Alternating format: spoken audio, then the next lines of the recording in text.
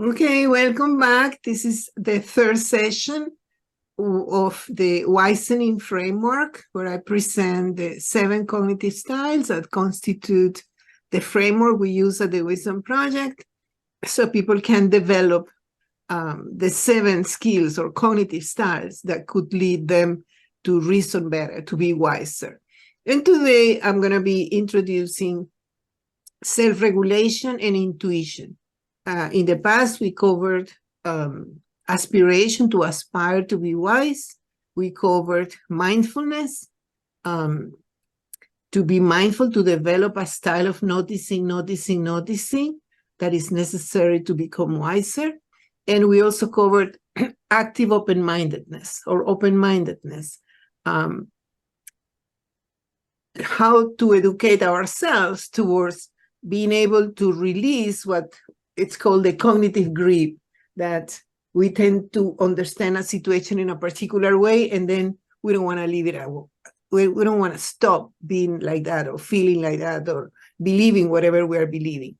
So these 3 initial skills, aspiration, mindfulness, and open-mindedness, is that we cover in section 1 and 2, and are necessary to cultivate wise reasoning according to this model that, as I have said a few times, is my own adaptation of the cognitive styles that John Vervaeke thinks, and he presents in his video series, Awakening from the Meaning Crisis, he thinks are necessary to reason better.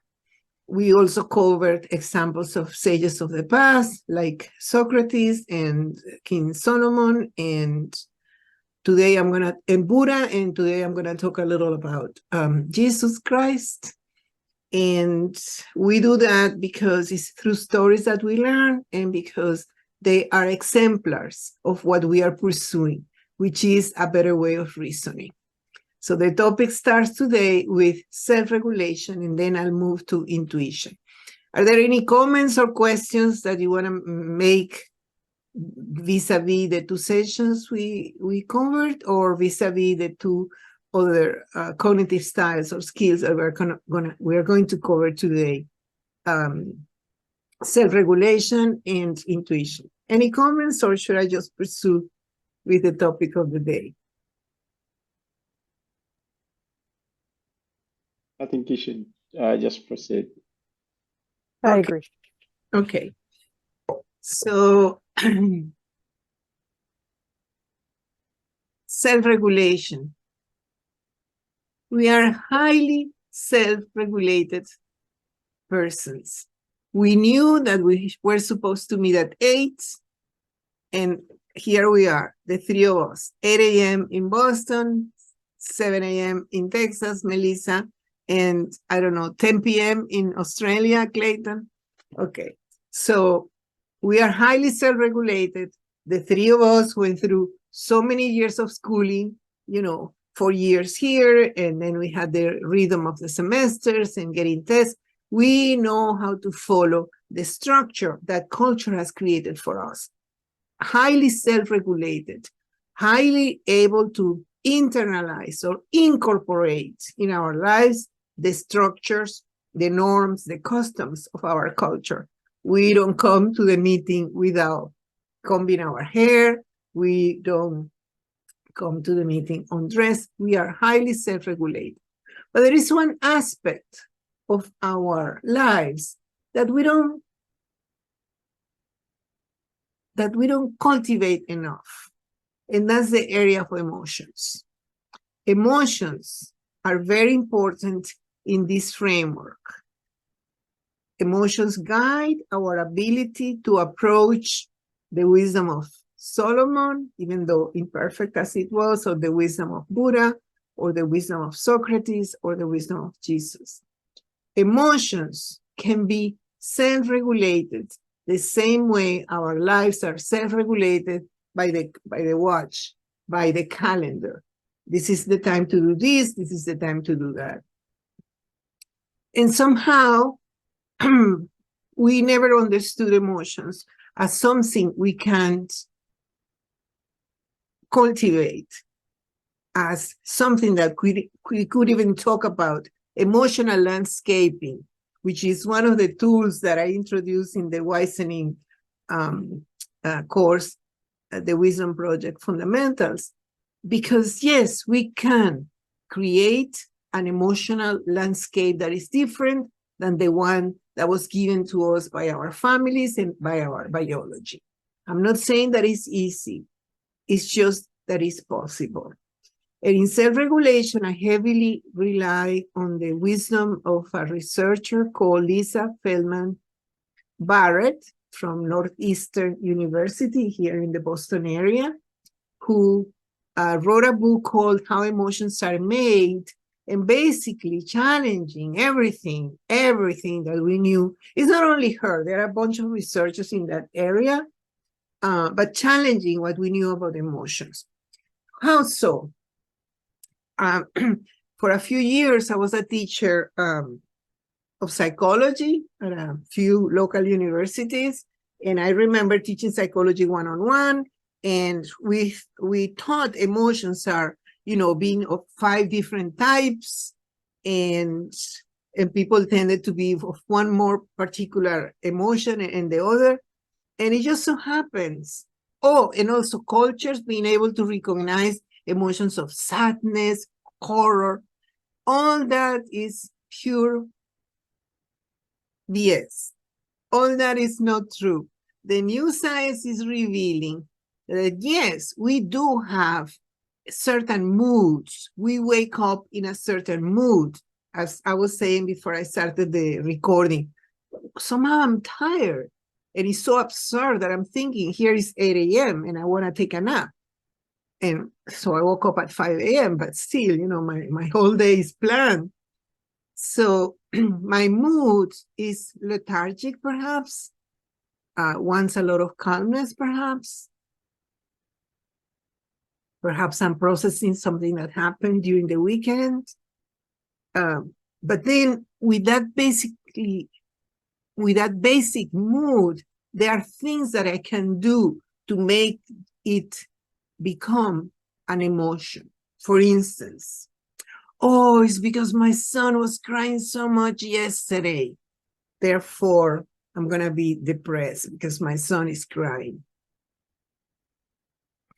Oh, it's because it was a big draining of my energy the whole weekend.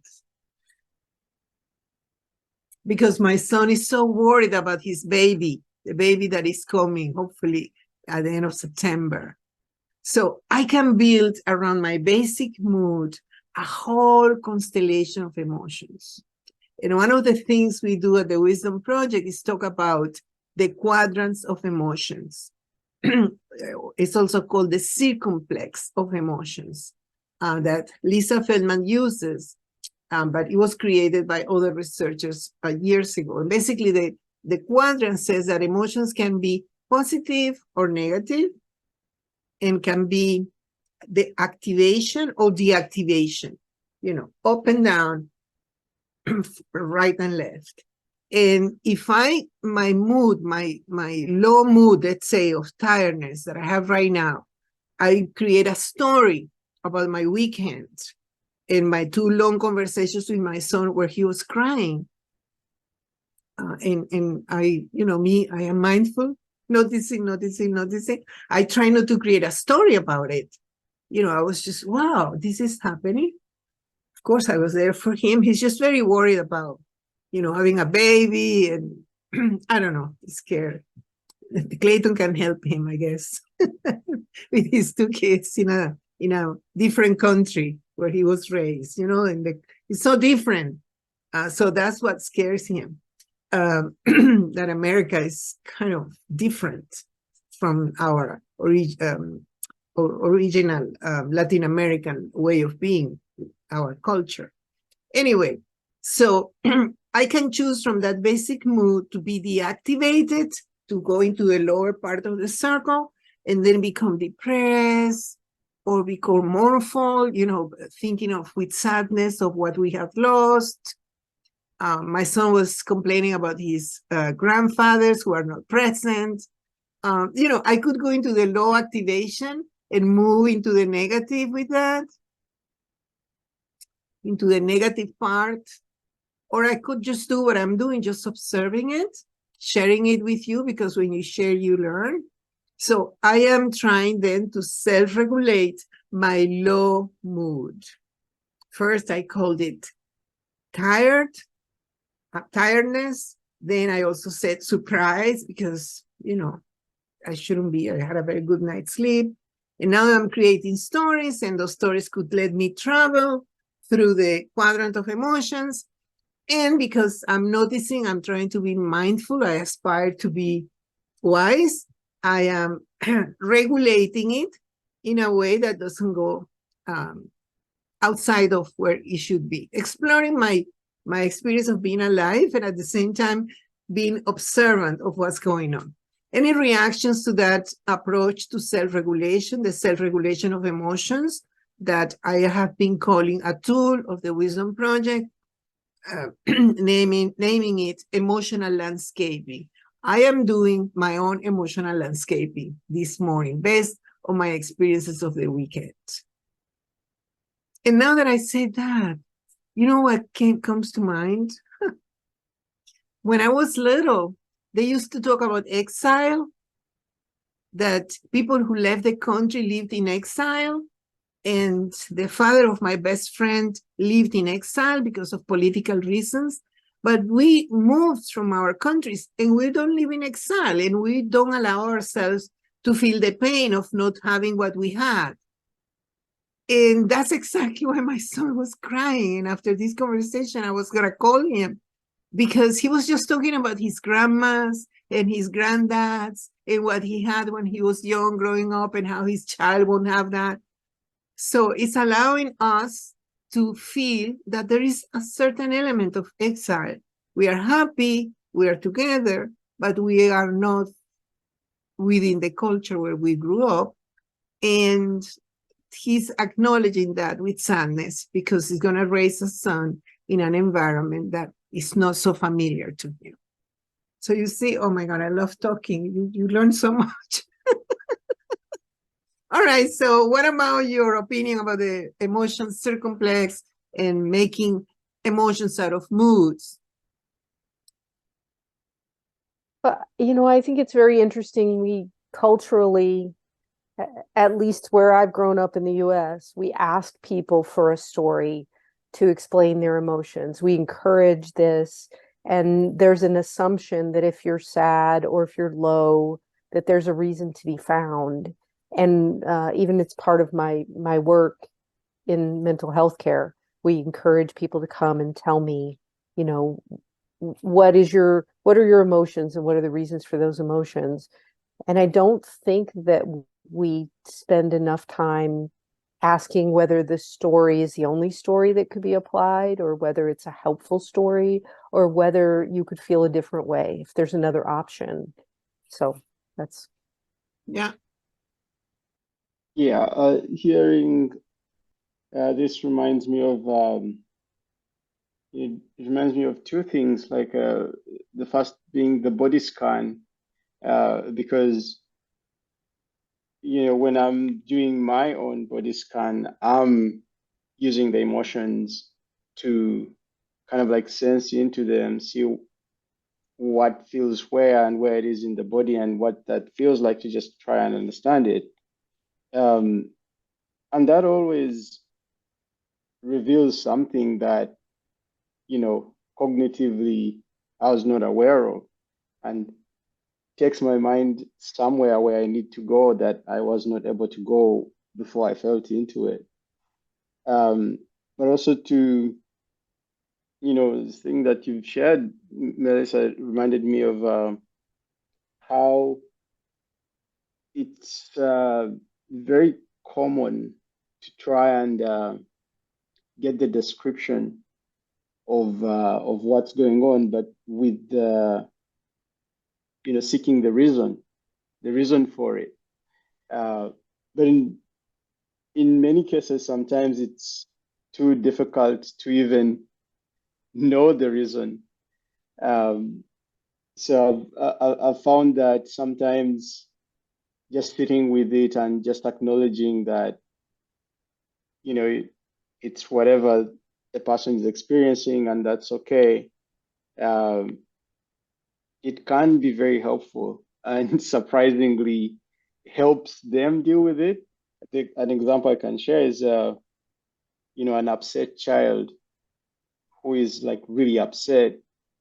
I've found most of the time when, we acknowledge and say, look, I'm noticing maybe that you're very upset. And they would say, yes, I'm very upset. And sometimes they don't know what they're upset about. And by just acknowledging this upsetness, well, it's okay to be upset. Maybe we can just sit together and wait for this upsetness to end. That's even a word. And usually just that alone can help them, deal with it better, as opposed to just continuously escalating, as opposed to before when, you challenge them. It's like, why are you so upset? What are you have no reason to be upset about right now, right? Which is only more upsetting because the feeling of being upset is still there. So yeah, I think, yeah, that's what I had to share with that. It's very, very interesting for me. Yeah, opening a space to acknowledge where they are without necessarily creating a story about, why they should suppress it or why it would not happen in the future. Just allowing them to be instead of having a story about it. And that's what we tend not to do in our current understanding of our emotional lives. Just letting it be and see where it wants to go. Acknowledging, as Melissa was saying, that perhaps that's not the right story. The one, like in my case with my son, my husband said, but why you didn't tell him anything? I said, no, I just listened. I was there to listen. I was there to listen. And then yesterday again, we talked and I was there to listen. And only now talking to you, perhaps I'm building a potential story of what happened. So part of all of that is what I call emotional landscaping. And what we are discovering with this research, and mainly with the work of Lisa Barrett Feldman and her book, How Emotions Are Made, is that there are some cultures where they don't have a word for anger. It's not that they don't get angry, but the way they process that anger is different from the way we do. And the things that I taught, and the psychology books taught years ago, that, a particular face means horror in any culture in the world, or a particular face means happiness in any culture of the world. That's not true, because there are some cultures who do not have that type of, at least a name, or even the way to recognize that face as horror or pain or sadness. So the recommendation, once we have this conceptual tool of understanding that emotions are made, and what we do is to create stories to maximize an affective mood of being down. Perhaps I didn't have dinner yesterday, and that's why I'm tired. And now I'm creating a whole story about it, you see. So I transform the mood into an emotion and then into a big story of what could have happened when basically what happened is that I didn't have dinner. Perhaps this is just an example. So one way of tackling this reality of acknowledging that emotions are made is to practice, and Lisa Feldman recommends that, emotional granularity. And throughout the workshop, we did a lot of that since the beginning, cultivating emotions of awe, emotions of wonder, emotions of enchantment, of love, or, that carries throughout the whole Wisdom Project program. But we also did as a homework to go online and print a wheel of emotions, and then people explored in what part of that wheel they tend to be. Optimistic, pessimistic, happy, sad, etc., worried, running around, etc. Because once we identify the name of the emotion, and she calls it emotional granularity, then we can say, oh, I don't have emotions in that particular area of the wheel. What will happen if I try to cultivate those? Or we could say, oh, I never knew that there is a distinction between, let's say, contentment and grace. Never explore. What is grace? What is contentment? What is happening? And then try to place ourselves, play with, with the possibility of feeling those emotions and feeling them in a way that is not just the word feel, the word feeling it. Last week, in the past session, I spoke about focusing, a tool that people really like, where they take a problem and they acknowledge the felt sense of a problem, of a situation, meaning how it feels in your body, how it feels in your body. And the fact that the emotions are felt starts with the ability to acknowledge what is that we feel in the body. And another tool that we use to help us with that is what Clayton just mentioned, the body scan. What is the body scan? It's a 24/7, 365 days felt sense. What is the felt sense of sitting here talking with you both? What is the felt sense of the conversation with my son, with the conversation with Clayton's son that is having a temper tantrum? What is the felt sense? And the body scan is a very, very, very, very old tool. It's 3,500 years ago.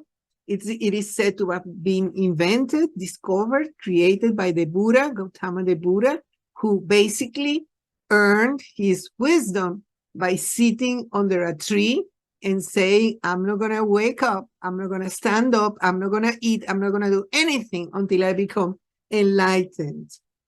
And so apparently the story goes, he got enlightened under a tree by meditating. But what is the meditation? The body scan. So what I have done in the Wisdom Project is to take this ancient tool that is usually taught in retreats, and you have to do, very serious work. And I'm taking it out of the meditation room, of the meditation cushion, and making it something that we can practice while we are here talking, the three of us. And why do that? Because as Clayton said, it gives you a lot of self-regulation in the emotional field. Because before you create a story, before you identify it as an emotion, you start feeling the felt sense of something here or here or here, or the general tiredness of my brain before I started the session. And then once we are in contact with the felt sense, instead of building a story and closing the possibility of anything else, we just become very curious, noticing. And the big gift that the body scan gives us is the gift of insight, the gift of seeing beyond what we saw before, the gift of another story. And when the story goes that Buddha got enlightened, I have a more modest interpretation of it. Every time we practice the body scan and we see things differently, we start building different stories, or we just see the felt sense, the initial mood that we were on disappear, because it happens. Once you pay attention to the felt sense, poof, it's like little bubbles dissolving on air, like farts almost. Body farts. The Buddha used to tell the story, apparently, that it's like we have lived experiences and then we keep, oh, she's mad, she's aggressive, I don't like her, she criticizes me. And then we keep put intention and tension and tension in something that happens with my sister, let's say. And then as soon as I start creating a story and creating a story and creating a story, how my sister is a pain in the neck, a pain in the neck, a pain in the neck. Or instead of trying to calm his son, stop, do not, you shouldn't do that. I told you yesterday, blah, blah, blah. Just stop and let it go. And so immediately, and they would like the story, immediately the tension unrolls and then it goes away. And that's what happens when you cultivate the felt sense and when you cultivate it because you can do it cognitively, like, okay, what is the felt sense of my son crying on the phone? But what is the felt sense in my body? How does it feel? And if I stay with it, if I stay with, quote, the body scan, I can have, quote, a little moment of enlightenment where I see the situation in a completely different light, where Clayton's son sees the situation in a different light, where Melissa's patient sees the situation in a different light. And that's why the body scan is also called, or is part of a practice called insight meditation or mindfulness meditation. Why? Because it brings you insight, a new story to tell. And why does help you cultivate wisdom? Because if not, we create a story and then we don't want to move. This is the story. My son was sad because blah, blah, blah, blah, blah. No, let's just, instead of doing this, just let it like that. So I am hoping that tonight when I talk to him, perhaps I don't know he's gonna do. But it's like allowing, allowing our wisdom to flow.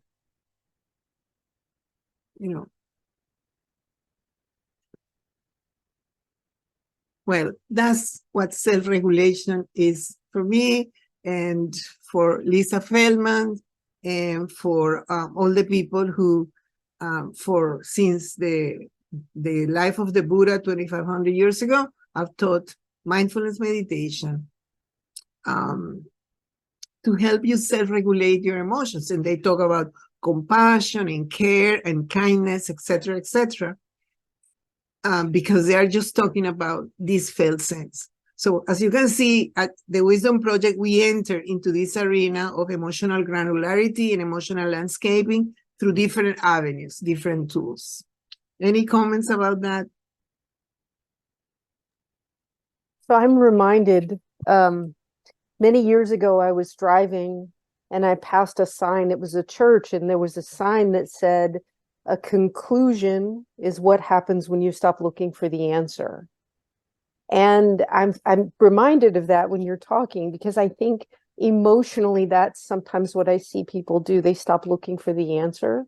And I'm also reminded that some of my favorite therapists who I work with are just very curious. So the person comes in and they say, oh, this happened in my life and here's this story. And one of the most wonderful things a therapist can do is say, really, tell me, explain. And in the effort to explain, sometimes the story actually lets loose when, rather than just accepting it, right? Accepting the conclusion when somebody says,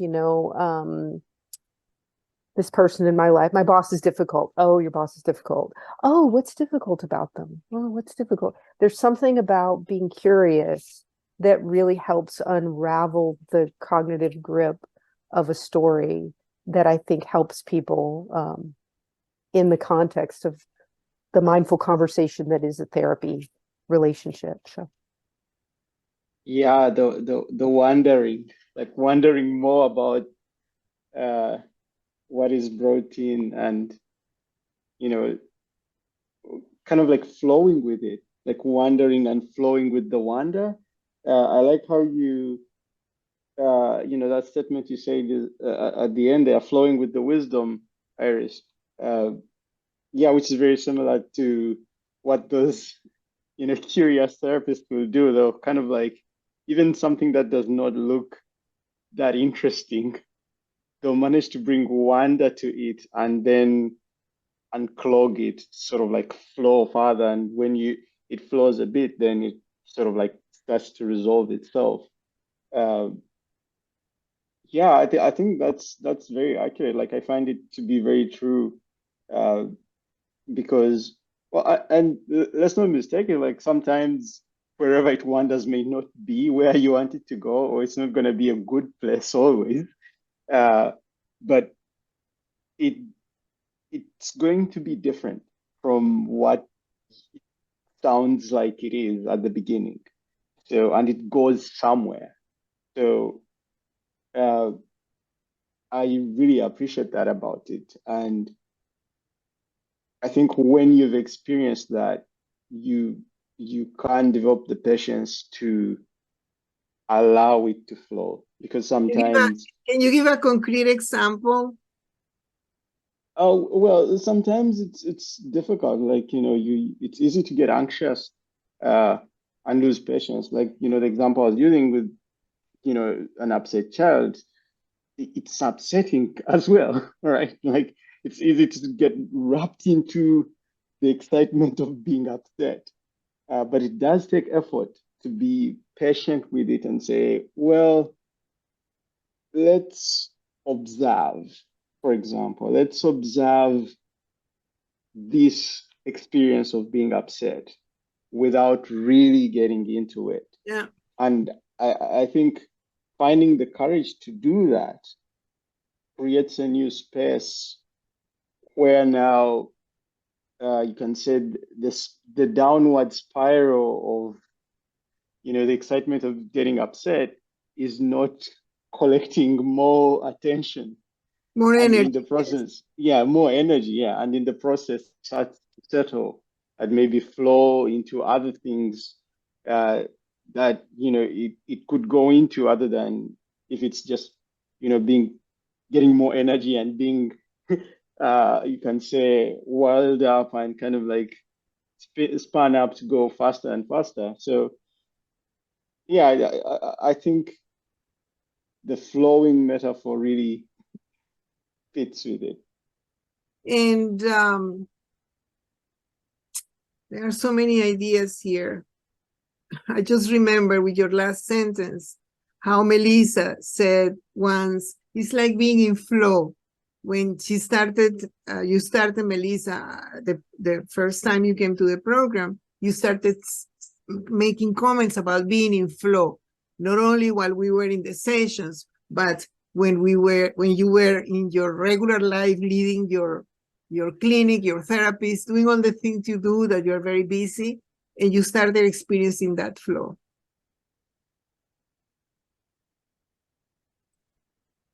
And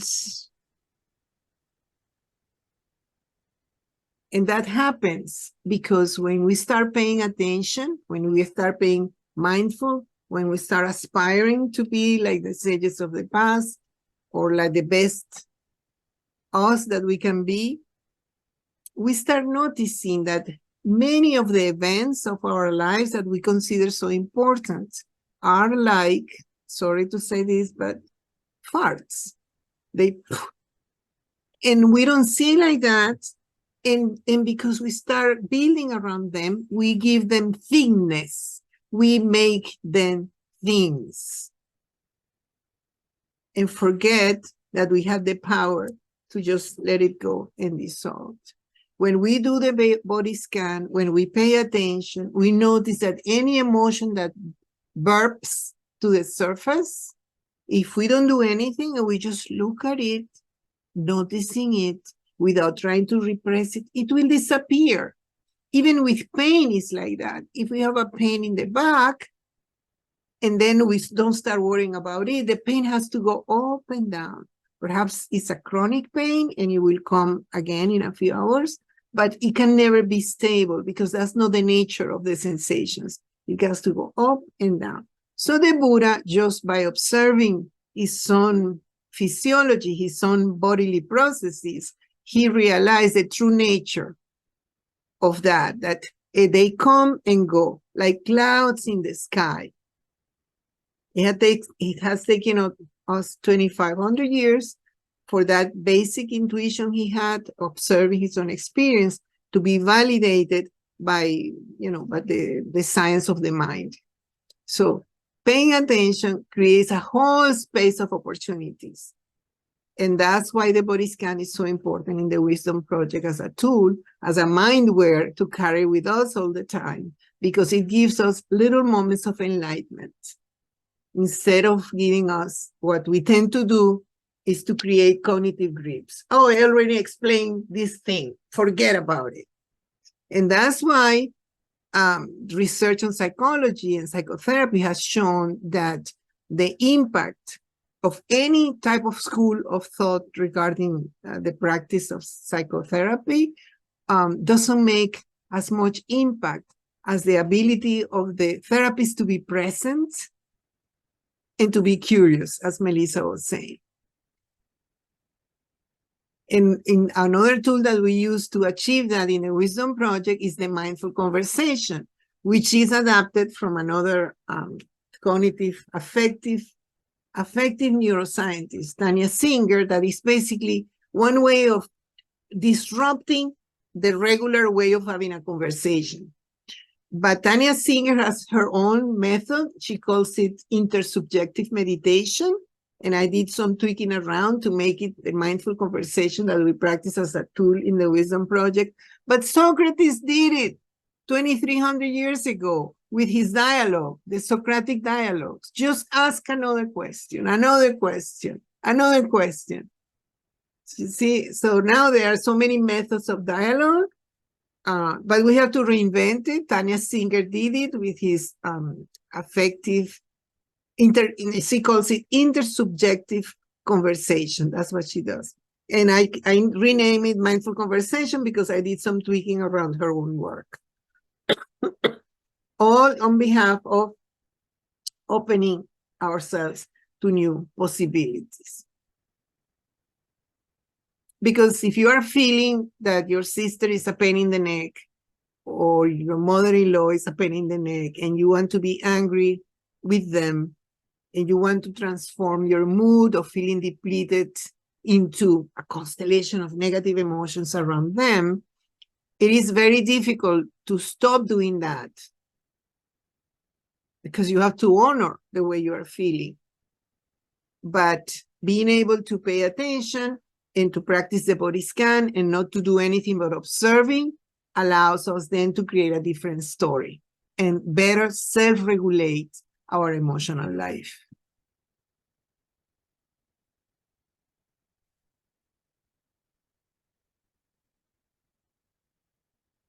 One way, the wonderful way of Jesus Christ to keep exploring and expanding our ability to self-regulate our emotional life is to acknowledge the wonderful contribution, without, I mean, no disrespect to believers in Christian faith, but the wonderful contribution of loving the other as children, as we love our children.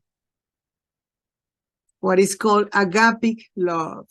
Love is not the love of a friend, it's not the love of a romantic partner, it's the love that we have for our children, that we give, then give, then give, and listen to him on the phone for an hour and 35 minutes. And then the next day, wait for time to him to wake up, and he's an old man already now, and then to call him how he was. You know, it's like the love that we have for our children that never stopped. That's the great contribution that Jesus was so powerful that in 300 years after his birth, it conquered the Roman Empire, and Christianity became the formal religion of the Roman Empire. That was huge in its days, because it's just love the other like you love the self. About parental love or agapic love. And then we cultivate that because, why? This is important. Because sometimes when we start blaming our sisters and transform a depleted mood of being, like tired into anger against my sister and then blaming her and create a story about her. Sometimes if I stop doing that and focus on the felt sense, we discover things that we don't like about ourselves. And we don't like that. So we want to stop doing that. We want to protect ourselves from discovering new things. Therefore, the antidote is agape love. The antidote is Jesus Christ, a remedy. Parental love towards ourselves. Because if I'm going to stop myself from criticizing my sister or my mother-in-law, there will be a time if I keep doing it, and I keep doing the body scan, that I'm going to discover that I am at fault too. That I'm not as patient as I thought I was. Because if I'm willing to rediscover a story, I'm going to rediscover a story about myself. And to continue the path of cultivation of wise reasoning, or cultivation of wisdom, as I call it, we need agape love towards ourselves. And that's another line that runs throughout the whole experience of the Wisdom Project. Parenting the self, the same way we parent our children.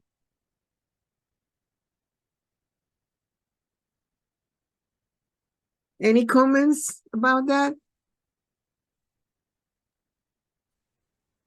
I have the comment that when the cognitive grip has you in the idea, oh, it's my sister, and then you come in and you free yourself from that, and it opens up a space, and that's where the flow can happen, and then you can move through the growth and the change and the wisdom. And I could see that so clearly when you were talking about it. And then, as you said, then you're going to encounter something that you don't like, and then there's another grip. And to free yourself from that, you have to be loving and patient and focused on growth and all the things encompassed in agapic love. And I just see the thread of what you're talking about go through. So that's. Yeah. I see it as a lifelong challenge, because I have been doing this for 30 years, perhaps, or more. And I still, my husband said, oh, what was that call about? And I said, you know what? I need to process. We spent the afternoon together because we had a baby shower. It was beautiful. And so we left them. And as we were parking here, he calls. So I was just there to listen and to create stories. So perhaps if I continue doing that, I'm going to discover something I don't like. And then, I have to just observe and then love myself if I did something wrong. I don't think that's going to go that way, but just in case, it's not an easy task. That's what I'm saying. I'm not asking or suggesting that we keep doing what I have done, which is going to those 12-day silent retreats where I practice the body scan from 6 a.m. to 7 p.m. In silence. And so you get the opportunity to see all these bubbles of thought emerging and all those stories. Oh my God, what story am I going to choose? Because you are not choosing, you are just present with yourself. So I was blessed, I would say, when I had the opportunity to teach meditation to a group here at a research place. I was many years ago in Boston. And they asked me to do a training in meditation. And I'm like, oh, I don't need that. I'm a good meditator. I've been doing it, blah, blah, blah. No, Iris, it's for research. And for research, you have to follow a protocol and you have to be training that protocol. I said, all right, okay. And they paid for a very expensive training at the University of Massachusetts. And then I worked for the Boston Public Health Commission in a program to reincorporate women who had been incarcerated into society and reincorporate them with their families. It was a very complex intervention led by somebody at Boston University who was doing research by that. So I worked with them for a while, and then I kept teaching this particular method that instead of asking you to go for 12 days on a silent retreat, you only have to come for 8 sessions of 2-3 hours each, and then you practice the body scan and other. And I still teach. It's a kind of a hobby. I'm working at a local hospital, the Beth Israel Hospital, teaching for a research program, because the method is it's used for, it's very popular now. When I trained like 20 years ago, it was not so famous, but now there are hundreds of studies showing that meditation helps with all type of physical ailment. And the center I work for is called Center for Psychophysiological Science. So they study the impact of psychology and physiology and vice versa. And meditation, this particular training called Mindfulness-Based Stress Reduction by John Kabat-Zinn, has become really, really popular because it has a scientific grounding. And it's all about self-regulation. It's all about self-regulation. And his book was written, I don't know, like 40 years ago. And so he has been doing this for 40 years, and it's more and more popular. And now that people like Lisa Feldman Barrett are talking about emotional granularity, all the things that these people in meditation have been saying for years is finding validation in science. So that's all I wanted to say about self-regulation. Oh, a little more, which is that the whole view is of development.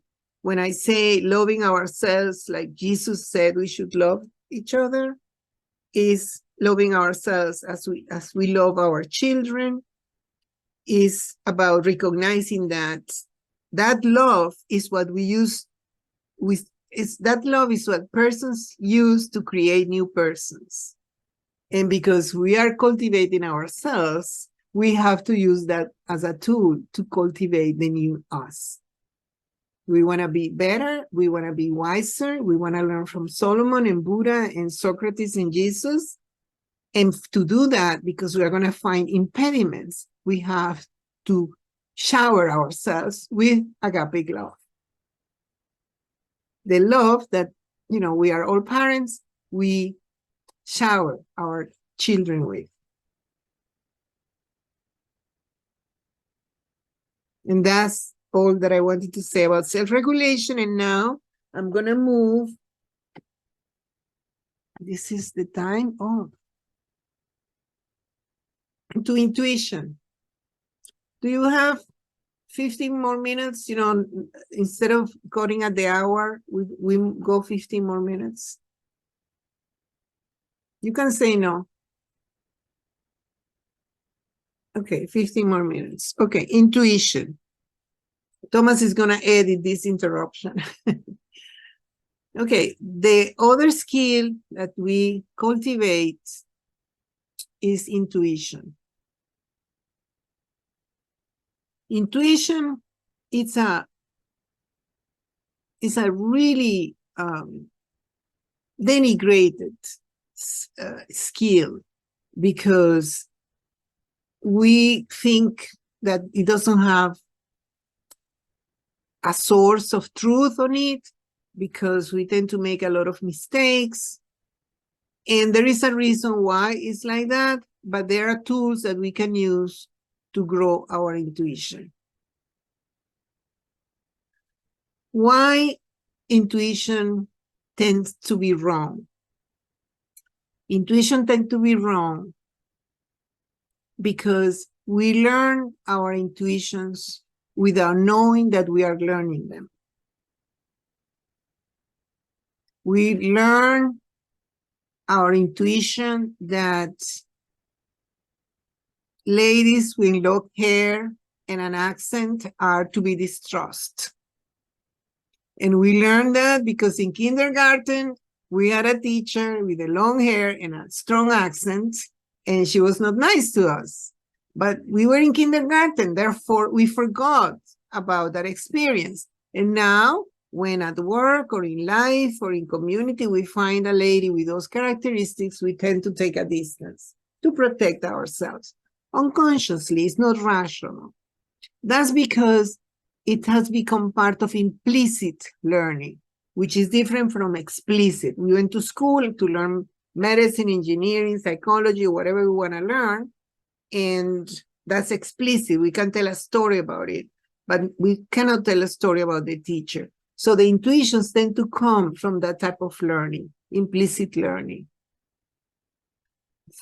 But many times the intuitions are good. We all have good intuitions. I myself I think I have a good intuition.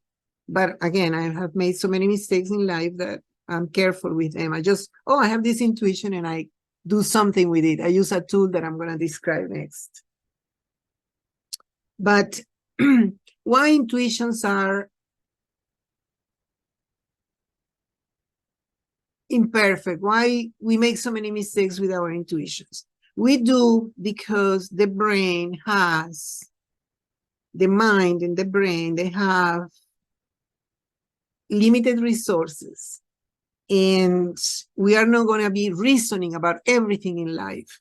So it's very good to have learned a bunch of things so we don't have to walk every morning and learn to walk every morning so we can prepare a cup of coffee. We don't need to learn our way to the kitchen every morning or our way how to turn off on the stove, etc.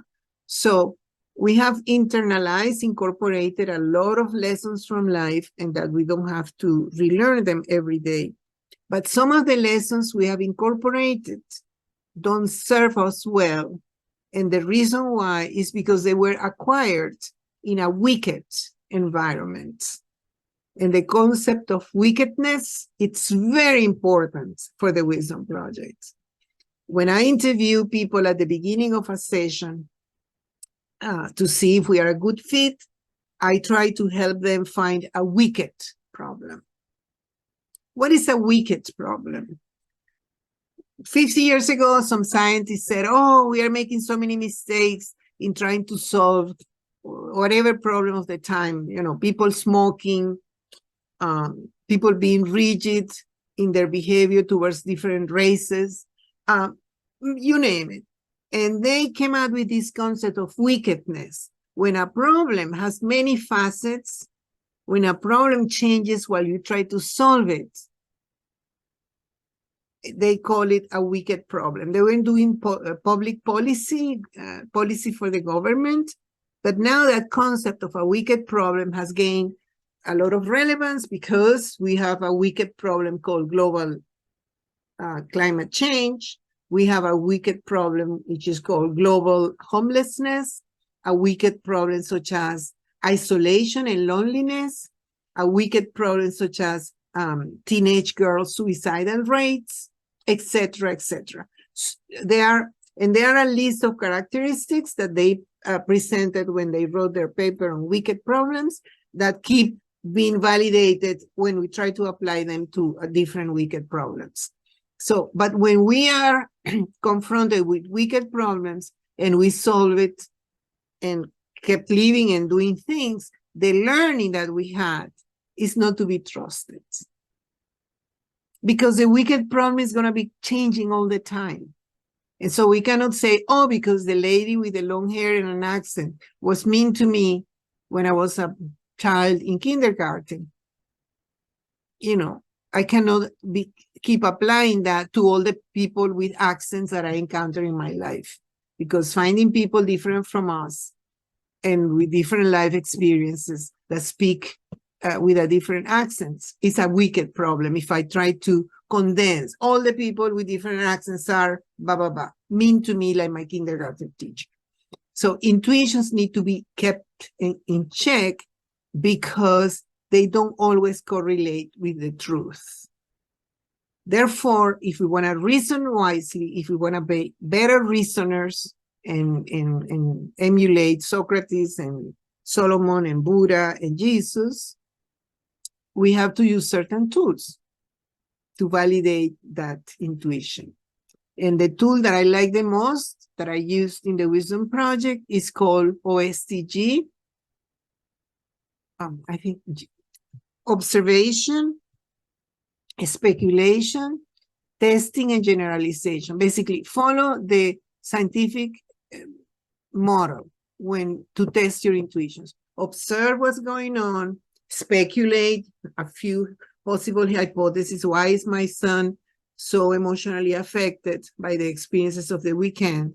Then test your hypothesis, ask your son what's going on once the crisis has passed, and then generalize, meaning apply it to anything else that is, the experience of the exile, let's say, that I'm trying to use here.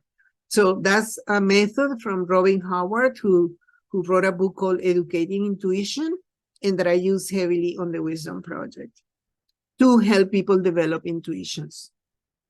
Any comments about that?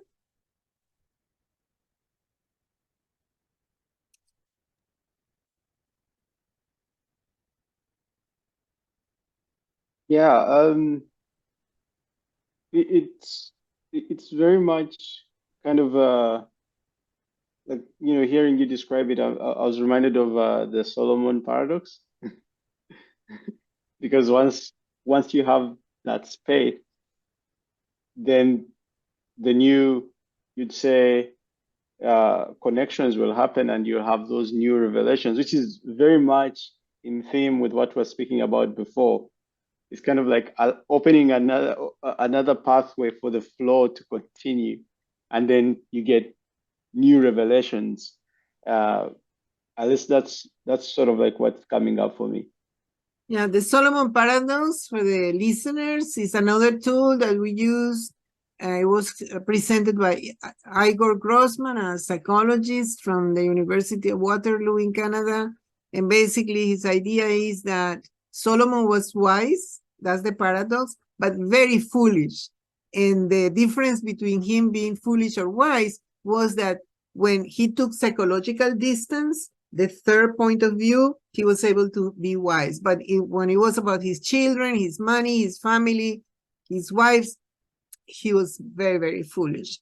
So it comes to you now thinking of, okay, the Solomon paradox, taking psychological distance can help from your intuition. And that's another tool that we use.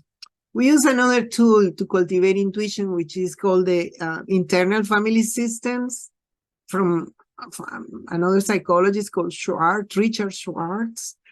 So basically the idea is that we are many me's, as you would say, Clayton. We are exiles, he said, things that are in our mind that we don't want to look at, and therefore we exile them. Things that want to solve problems, he calls them the firefighters, that want to, oh, please, don't worry, Iris, don't worry, my son, etc. And then aspects of ourselves that want to manage the whole situation. So with this trio model, the exiles, the firefighters, and the manager, he tried to help patients gain self-regulating abilities and gain ways to better manage their intuition. But he was not alone on that, because that trio of characters has a very long story. In at least in Western thought, Plato said that we could see ourselves as three personalities: the beast, the human, and the lion, and that we never can tame the beast, but we can educate the human and train the lions to see if hopefully we, in collaboration between the human and the lion, they can try to tame the beast. But the beast is always there, wanting more chocolate, more loss, more this, more that. And then Plato was not alone, because 150 years ago, Sigmund Freud created another model of the id, the ego, and the superego. And there are many other examples of this trinity to understand who we are.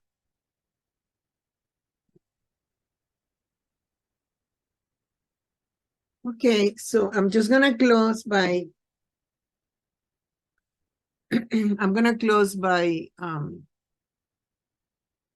telling a story of two psychologists who worked for years until they wrote a paper called Agreeing to Disagree. After years of talking to each other, they agreed to disagree. And what was the topic of conversation? Intuition. And it's a recent paper. And I think it's really important because these are two serious people and they feel about intuition more or less like we all feel. When can I trust it or when can I not trust it? And their conclusion, agreeing to disagree, it goes as follows. One of them, Gary Klein, has spent his whole life studying nurses, firefighters, emergency response personnel in many different environments. And he has built a whole body of knowledge, Gary Klein, on how intuition is golden. And there is one story of a firefighter who was in California. There were fires and they were going up the mountains. And suddenly his insight is the fire is going to come to us. We're going to die. And the only way to survive is lay low, throw yourself into the floor and wait for the fire to pass on top of you. So he yelled to his crew. He was managing a crew. And those firefighters who followed his advice and lay down survived, and the ones that didn't died. So Gary Klein interviewed the firefighter, and the firefighter knows the intuition. And then the firefighter tried to create a story. But when you have an intuition like that, you don't have time for a story. And another story of his with another group of firefighters is the firefighters at September 11, the Twin Towers. One had a crew like of 45 fighters, and suddenly he felt the roof is going to crumble. And he asked his team to leave running, and they left. And like a minute later, the whole building collapsed. And again, what happened with those intuitions? And Gary Klein says, very valid intuitions. And he goes with nurses that know before any medical instrument knows that a new baby is going to die. They know, but they cannot express what is that, why they know what they know. But everybody knows that they are right. So that's the intuition that Gary Klein has been studying, and that has a lot of validity. But the other guy is called Daniel Kahneman, and he has a lot of weight because he has a Nobel Prize because of his theory of cognitive distortions, how we really see things that are not there, that we have very wrong intuitions. Or his work has been validated because brokers in the financial markets cannot trust their intuition. So one of them is saying intuitions are worthy, and another one is saying intuitions are not. And at the end, what they agreed on was that it depends on the environment where you acquire your intuitions. And for me, from another area of research, that's what is called a wicked environment. Because even if the fire is dangerous and moves fast, apparently 2 miles an hour, or it could, there is predictable movement. Where there is oxygen, the fire is going to go. So there is a way of predicting the behavior of the fire. There is a way of predicting the danger of the illness of a little baby. In a wicked environment, that's not possible. The market where the brokers work is wicked. The firefighters' environment is not. And that they agree on. Depends on the environment where you acquire your intuitions. But because we don't know the environments where we acquire them, we have to do the testing, the OSTG method. Any comments about that? Yeah, so as you're talking about that, I think it's some of the complex problems that a firefighter encounters are still predictable in ways that we who are not firefighters may not have ever learned or understand. And so that's a really interesting connection of the dots. Yeah. All right, so I'm going to stop recording. Thank you very much again. We have 2 more sessions to go to cover all the cognitive styles or skills of the Wisening framework of the Wisdom Project, Wisdom by Design Strategy. And I'll see you soon for the 4th session. Bye.